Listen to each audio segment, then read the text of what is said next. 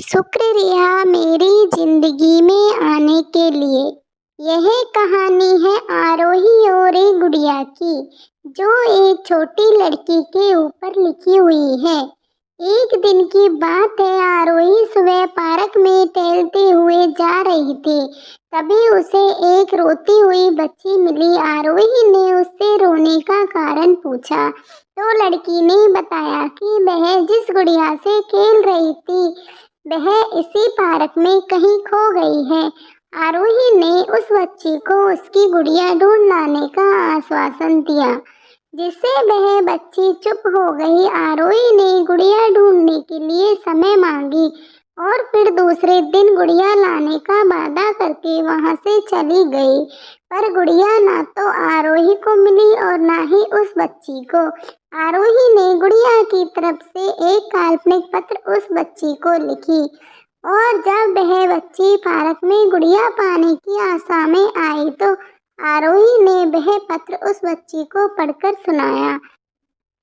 पत्र इस प्रकार था, कृपया रोना मत, मैं समय समय पर उस गुड़िया के बारे में तुम्हें लिखती रहूंगी, बस तुम रोना मत। अब आरोही रोज उस खोई हुई गुड़िया की तरफ से काल्पनिक पत्र लिखने लगी और लगभग रोज ही उस बच्ची को पढ़कर सुनाती थी, जो कि यात्रा काल्पनिक वर्णन हुआ करता था।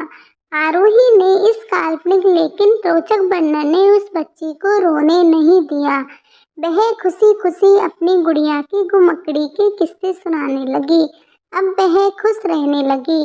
एक दिन जब काफी कहानियां हो गई तो आरोही ने एक दूसरी गुड़िया उस बच्ची को लाकर दी। जाहिर है वह गुड़िया बदली हुई थी। उस बच्ची को अपनी खोई हुई पुरानी गुड़िया जैसी नहीं लगी, तो वह आरोही को और देखने लगी। आरोही अनजान बनते हुए गुड़िया में चिपकी एक चिट को निकालकर पढ़ने लगी। उसमें लिखा हुआ था, यह मैं ही हूँ, तुम्हारी वाली गुड़िया जो पार्क में खो गई थी। दुनिया की लंबी यात्रा की वजह से मैं थोड़ी बदल गई हूँ। बच्ची को इस गुड़िया और आरोही पर विश्वास हो गया। वह गुड़िया लेकर चली गई। बरसों बाद जब वह बच्ची बड़ी हो गई तो एक दिन वह अपनी अलमारी में कुछ ढूंढ रही थी तो उसका ध्यान उसी गुड़िया पर गया जो आरोही ने उसे दी थी। बचपन की बातें याद करके वह हंसने लगी। उसे समझ आ चुका था कि आरोही ने कैसे उसका मन रखा। उसे उस गुड़िया पर फिर प्यार आने लगा। वह उसे बड़े गौर से देखने लगी। तभी उसकी नजर गुड़िया की फ्रॉक की आस्तीन में छुपे एक छोटे से पत्र पे गई। उसने बड़ी व्याकुलता से वह पत्र निकाला और पढ़ने लगी।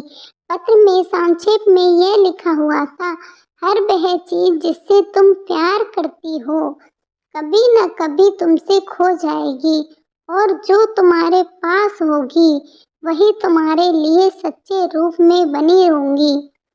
रूप भले ही भिन्न होगा पर प्यार एकदम खालिस होगा। तो गाइस, कहानी अच्छी लगी हो तो लाइक कीजिए, शेयर कीजिए, कमेंट कीजिए। चैनल पर नए हैं तो सब्सक्राइब कीजिए। थैंक यू गाइस, मिलते हैं नई कहानी के साथ।